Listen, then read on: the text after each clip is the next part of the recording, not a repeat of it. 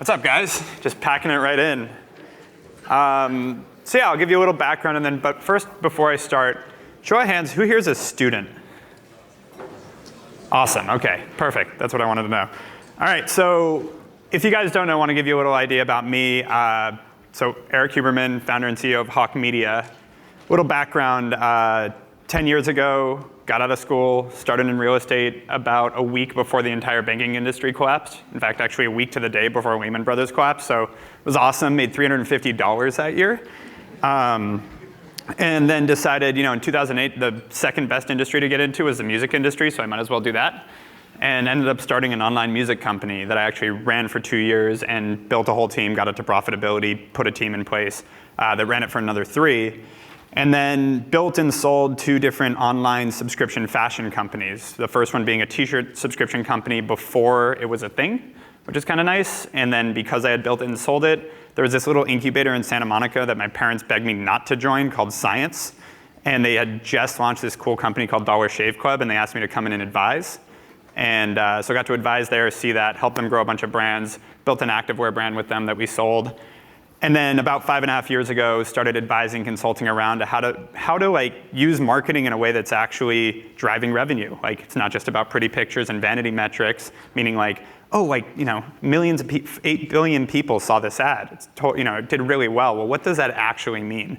And so worked with big companies locally like Red Bull, Verizon, HP, down to a lot of startups, and then saw that it was really hard to execute on these things. Like, actually getting people to do the things they needed to do is hard for companies. So built a small team that now, 5 years later, is about 150 people here in Santa Monica, a little more. And we're actually moving down the street in a month. So that's my background and a little bit about me. What I want to talk about today is less about a case study and more about just thinking about marketing from a data-driven approach. There was actually a comment just made on stage here about Facebook putting the banner behind the banner behind the banner, and how that's a really big deal and people are really pissed off about that. We're actually not. And it's a weird thing to say, but don't get me wrong, dishonesty is bad. That just being dishonest is bad. But we don't care what the cost per impression is, because to us, the cost for how many people see an ad doesn't mean anything. Because I know how that is measured. That's measured by someone scrolling by a picture, and they might engage, they might not. Even on the videos, I think it's a 3-second engagement is how they caught that now. So if they watch 3 seconds of my video, they tell me someone saw my video. That doesn't mean anything to me. And so what we always do we've now worked with over 1,500 brands and movie launches and all sorts of things. We always set up a scoreboard. What's actually a metric of success? Obviously, number 1, revenue. We need to make money. These are all businesses. Making money is an important thing. But you need to set up what are called checkpoint goals. Things that aren't just revenue, but how do we know that that's getting towards that point we're driving revenue? The easiest, the most basic form of that measurement would be impressions. How many people saw this ad? Because if we assume that the entire world saw our ad, well, that'll probably turn into some amount of people engaging, some amount of people actually going and buying something, and then more people buying more. So you start with impressions, then you get into, if you're doing digital sales or some sort of trackable sale, meaning you're selling fashion online, et cetera, let's look at clicks. So let's look at how many impressions it takes to get a click, and so how much does it cost me per click to get someone to our site? Then the next step would be, okay, now how much does it cost me to get a lead? When I say lead, I mean how much does it cost me to get your email address? Now a lot of text message marketing is important. How much does it cost me to get something that now I can engage with you over and over again? And then from there, how much does it cost me to actually turn you into a customer and have you buy something?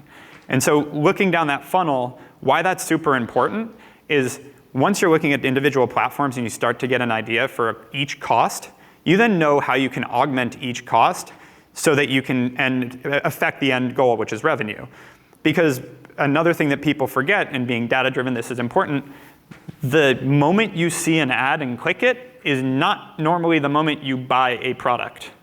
You don't go and see a Facebook ad for, let's say, a pair of shoes and go, yep, done, click, boom. It happens, and it does happen. It happens less and less depending on the price point, but it's somewhere between 10 and 30% of the time that someone's going to buy, they buy right away. It's not common. And so what that means is when you're trying to measure the efficacy of your advertising and you're trying to see, does this work? Is what we're doing becoming successful? If you're banking on just revenue, you're looking at the data wrong, or you're gonna have to wait a while. And so you want those, again, checkpoint goals to go, okay, so we can get a lead within 2 clicks of someone clicking an ad. That's going to happen a lot faster than them buying something. So now I can optimize my ads and make changes based on that. And that brings me to the next point, which is make sure when you're looking at the data, not to overuse the data. People will cut off marketing and kind of cut off their nose to spite their face because the way they're reading how the data is coming in and what they're seeing from their numbers doesn't equate. The example I give is we ran Facebook ads for a week. We spent $10,000 and we only made $7,000 in revenue. Obviously doesn't work if you look at just those numbers. But a lot of times when you're looking at, let's say, Facebook advertising, again, a lot of the people haven't bought yet. Also, a lot of people may not click the ad, but just go straight to Google and Google your brand, and you'll get overall revenue lift there. So looking at the data right is incredibly important so that when you're doing these things, you don't, again, cut things off. Another example I'd give is influencer marketing these days.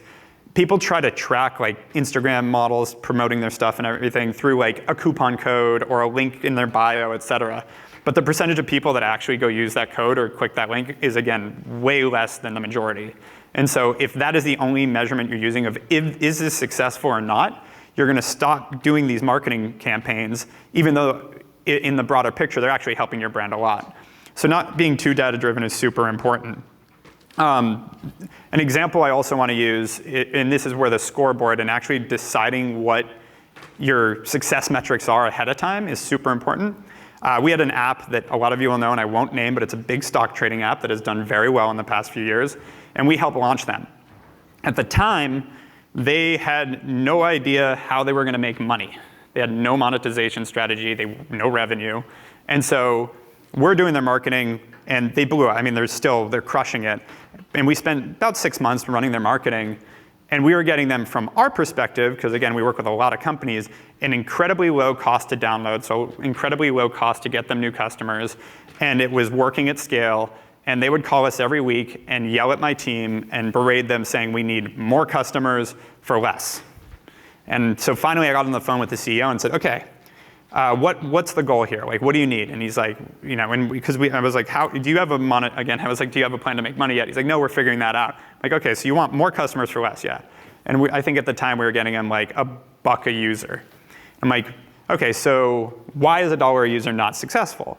And he's like, well, we need to get cheaper. I'm like, okay, so tell me why, like, what if it was $1 million a user? Is that not successful? He's like, well, no, hell no. Why not? You don't know how you're going to make money yet. What if whatever the strategy comes out with, actually you can make $1 million for every user, however possible that would be. He's like, well, we don't know how that's going to work. Okay, great. So now let's go. If I got you $0.01 a user, is that successful? He's like, yeah, that'd be great. Why? There's no data, no scoreboard.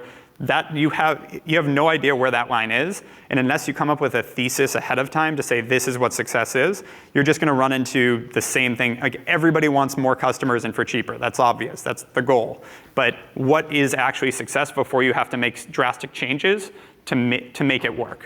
And so that's super important. The last thing is you really need to make sure when you're setting up these kind of marketing approaches to actually not just shut things on and off, but understand that a lot of the data that you're collecting is more about optimization. So you're not trying to test, if you're, example, a fashion brand, you better hope, if you're selling direct to consumer, that Facebook ads and Instagram ads work. It's still the cheapest way, even though it's gotten more expensive, to get customers at scale. And so right now, it better work. So if you're testing it to see if it works, and then you say it doesn't work for me, this is something we deal with a lot with companies. I hate to say it, none of them are that special. If you're creating a fashion company, like, you might have some really cool products, but don't reinvent the wheel across the board. Facebook works for good products in fashion. So instead of going like, okay, well, we're not getting the returns we need, shut it off, it should be about optimizing, trading between marketing strategies to go, what does work? How do we make this work? And that's where you're using these scores. So it's not about just turning things off, because if you have a good product, these marketing channels that everybody uses will work. You have to obviously run good ads. Advertising apparently kills everything, but that's okay.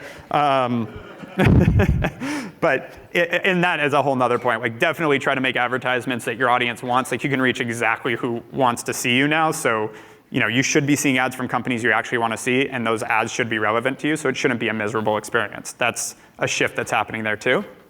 But make sure, again, when you're looking at this stuff, that you're setting up these measurements so that when you're determining the decisions you're making off them, again, are educated from not going too into the weeds and forgetting that there's a bigger picture than what you can track. And then also that it's about where do you put your money, not do you put your money in. So that's super important as well. I don't have a lot of time, so I wanted to say, happy to answer questions. Probably the easiest way to do it is to just tweet at me. It's just at Erik Huberman. And happy to answer any questions you guys may have. Also, since there are a lot of students in the room, I just put up a job ad for an administrative assistant. If you want to learn a lot about marketing, we will be down the street. But that's it. Thank you very much, guys, for having me.